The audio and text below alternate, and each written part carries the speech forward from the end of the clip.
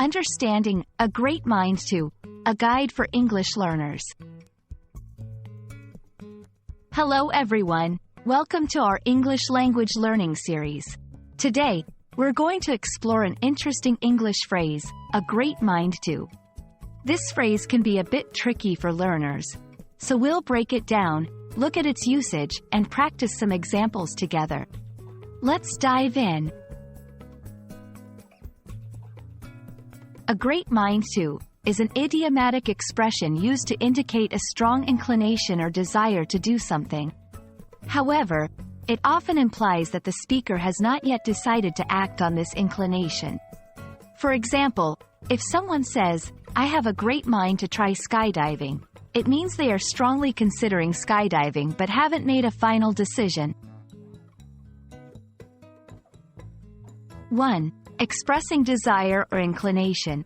Use this phrase when you want to express a strong desire or temptation to do something. Example, I have a great mind to learn a new language. 2. Indicating hesitation. It can also be used to indicate hesitation or a lack of commitment to the action.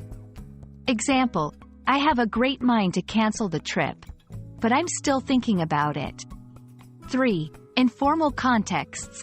This phrase is more common in informal spoken English and less likely to be used in formal writing.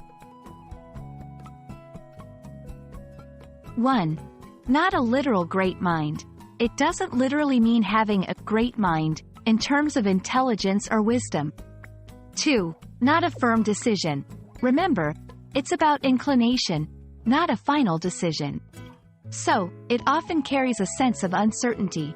3. Tone and context matter. Depending on the tone and context, it can sometimes express frustration or annoyance.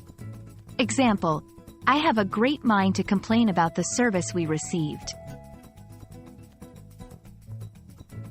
Let's practice with a few examples. Try to create your own sentences using a great mind to. 1. Imagine a situation where you're tempted to try something new. 2. Think of a time when you were indecisive about making a plan. 3. Consider a scenario where you're slightly annoyed and express that using this phrase.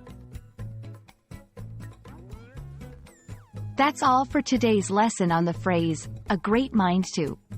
Remember, it's all about expressing a strong inclination or desire, often with a hint of hesitation. We hope this video has been helpful in understanding and using this phrase in your English conversations. Happy learning, and see you in our next video.